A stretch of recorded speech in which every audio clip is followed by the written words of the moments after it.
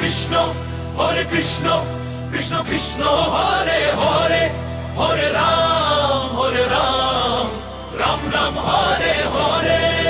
ঢোল বাজাও, রং ছড়াও, আজ দোলের আনন্দ গাও।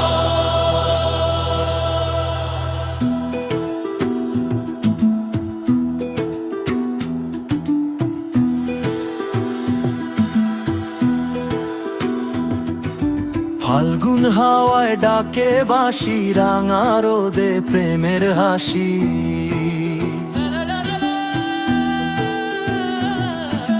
রাধা নামে হৃদয় ভাসে, কৃষ্ণ রং। প্রিয় ভক্তবৃন্দ, বসন্তের পূর্ণিমায় যখন প্রকৃতি নতুন সাজে সেজে ওঠে, তখনই আসে বাঙালির অন্যতম প্রিয় উৎসব দোলযাত্রা। বাঙালির অন্যতম প্রিয় উৎসব দোলযাত্রা শুধুমাত্র রঙের খেলা নয়, বরং ভক্তি, প্রেম ও আত্মশুদ্ধির এক অপূর্ব উপলক্ষ, যাকে আমরা দোল পূর্ণিমা বা হোলি নামেও জানি। এই দিনটি বিশেষভাবে উৎসর্গীকৃত ভগবান শ্রীকৃষ্ণ ও রাধারানীর দিব্য লীলার স্মরণে। দোলযাত্রা আমাদের শেখায় জীবনের সব দুঃখ, হিংসা, অহংকার ও নেতিবাচকতা রঙের মতো ধুয়ে ফেলতে, ভক্তি ও প্রেমের রঙে রাঙিয়ে তুলতে নিজের মনকে।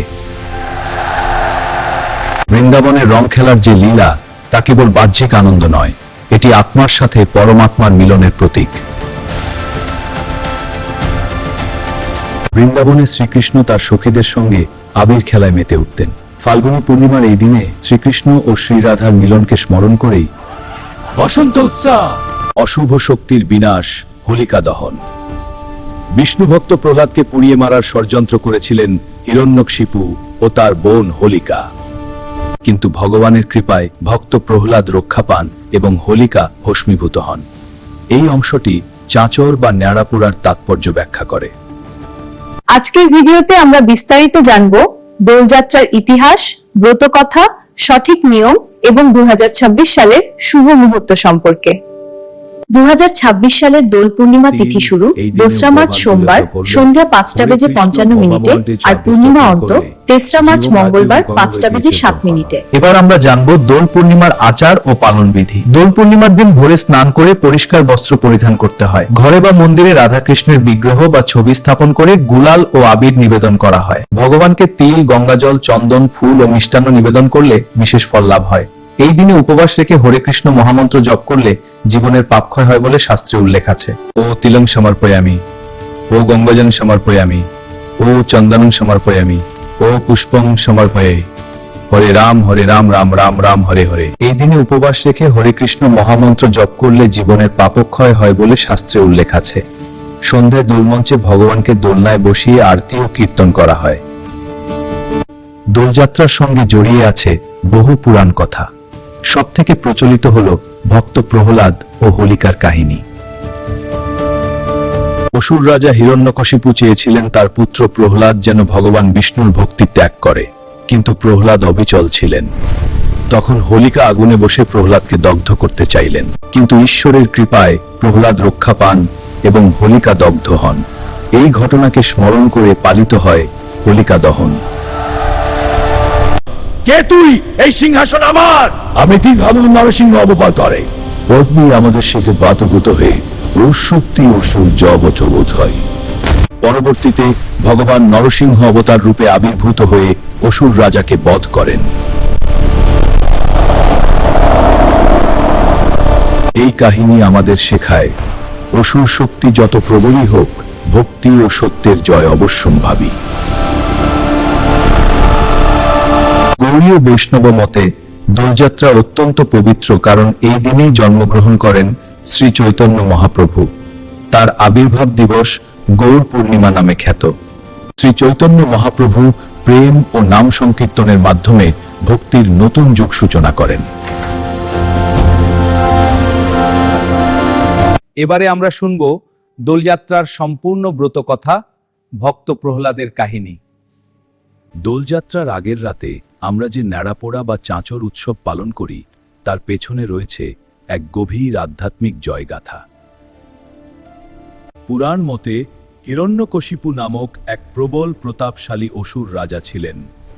তিনি নিজেকে ঈশ্বর বলে ঘোষণা করেছিলেন। তার রাজ্যে ভগবান বিষ্ণুর নাম নেওয়া নিষিদ্ধ করেছিলেন।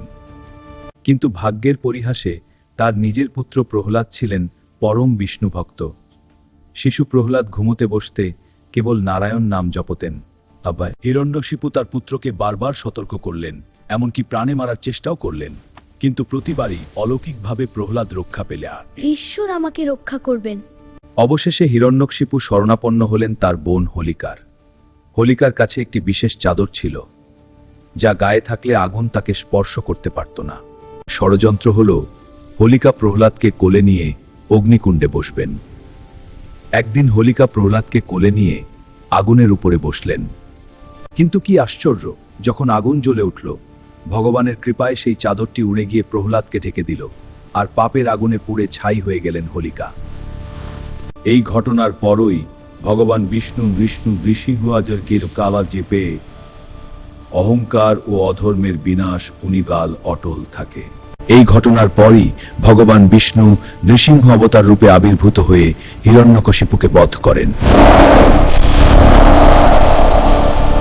দোলযাত্রার আগের দিনের এই অগ্নি উৎসব আমাদের শেখায় যে অহংকার ও অধর্মের বিনাশ অনিবার্য, আর ভক্তির জয় চিরকাল অটল থাকে। এবারে আমরা শুনব শ্রী চৈতন্য মহাপ্রভুর আবির্ভাব ও গৌর পূর্ণিমার মাহাত্ম্য। বাঙালির জন্য দোল পূর্ণিমার মাহাত্ম্য আরো কয়েক গুণ বেড়ে যায় একটি বিশেষ কারণে। 1446 খ্রিস্টাব্দে এই ফাল্গুনী পূর্ণিমার দিনেই নদিয়ার নবদ্বীপে আবির্ভূত হয়েছিলেন প্রেমের ঠাকুর শ্রী চৈতন্য মহাপ্রভু। সেই রাতে এক অলৌকিক দৃশ্য তৈরি হয়েছিল। আকাশে তখন পূর্ণ চন্দ্রগ্রহণ চলছিল। চারদিকে তখন অশুভ প্রভাব কাটাতে হিন্দুরা গঙ্গার ঘাটে দাঁড়িয়ে নাম সংকীর্তন করছিল।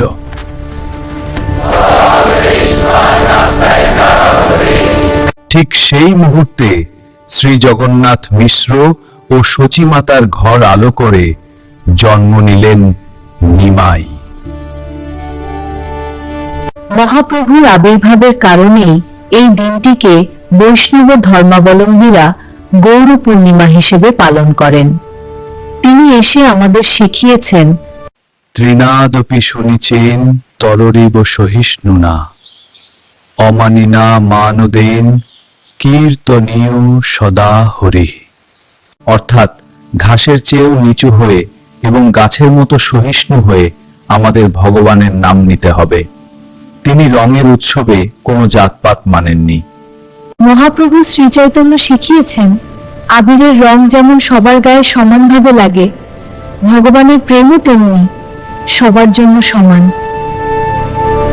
নবদ্বীপে আজও দোল পূর্ণিমায় মহাপ্রভুর বিগ্রহকে আবির দিয়ে স্নান করানো হয় এবং নাম সংকীর্তনের মাধ্যমে এক পবিত্র পরিবেশ সৃষ্টি হয়। সব শেষে বলি, দোল মানে শুধু রং মাখা নয়, দোল মানে মনের কালিমা মুছে ভালোবাসা ছড়িয়ে দেওয়া। আপনাদের সবার জীবন শ্রীকৃষ্ণের কৃপায় আনন্দময় হয়ে উঠুক। দোলযাত্রা কেবল উৎসব নয়, এটি অন্তরের পরিশুদ্ধি। আপনাদের সবার জীবন শ্রীকৃষ্ণের কৃপায় আনন্দময় হয়ে উঠুক। দোলযাত্রা কেবল উৎসব নয়, এটি অন্তরের পরিশুদ্ধি। আমাদের জীবনে যদি ঈর্ষা, হিংসা, ক্রোধ জমে থাকে, তবে এই দিনটি সেই সব নেতিবাচক আগুনে দাহ করার দিন। হোলিকা দহন আমাদের শেখায় অহংকারের পরিণাম ধ্বংস। রাধা কৃষ্ণের রং খেলা শেখায় প্রেমই পরম ধর্ম। প্রিয় দর্শকবৃন্দ, দোলযাত্রা আমাদের জীবনে প্রেম, ভক্তি ও আনন্দের রং ছড়িয়ে দিক। আপনারা সবাই পরিবার পরিজনের সঙ্গে এই পবিত্র দিনটি উদযাপন করুন। ভিডিওটি ভালো লাগলে লাইক, শেয়ার ও সাবস্ক্রাইব করতে ভুলবেন না। শুভ দোলযাত্রা। জয় শ্রীকৃষ্ণ। রাধে রাধে। আবির উড়ে আকাশ জুড়ে, ভক্তির সুর বাজে ঘরে ঘরে। আজকে সব দুঃখ ভুলো, রঙের ছোঁয়ায় ভালোবাসো। আয় রে আয়, হাতে রং নে আয়, আজকে হৃদয় খুলে গায়। নাচে মন বাজে করো তাল, রঙের রঙে হোক উতাল।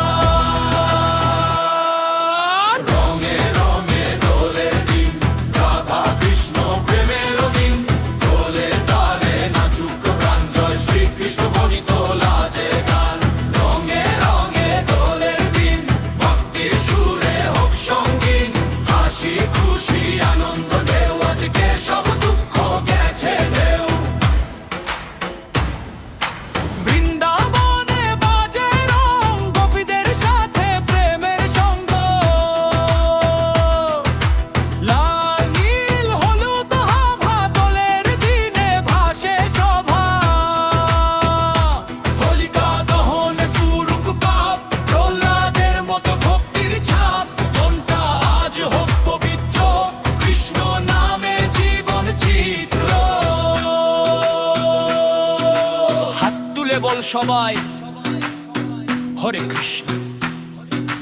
রং ছিটাও করো না বিধা, ভালোবাসায় আজ ধর্ম হোক, ভক্তির রঙে জীবন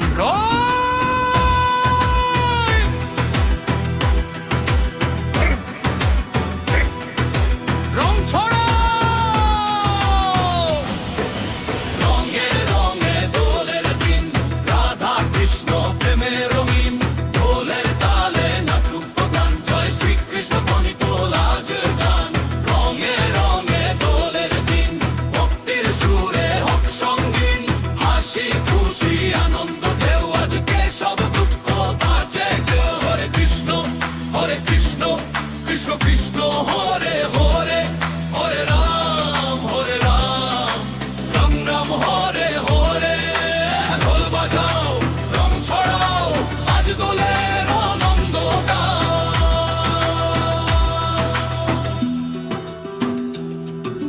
রঙে রঙে দোলের দিন, আজকে হৃদয় হোক রঙিন, নাচুক দেশ গাও সুরে সুরে, কৃষ্ণ প্রেম থাকুক ঘরে ঘরে। হরে কৃষ্ণ কৃষ্ণ কৃষ্ণ হরে হরে, হরে রাম রাম রাম হরে হরে। ঢোল বাজাও রং ছড়াও, আজ দোলের আনন্দ গাও।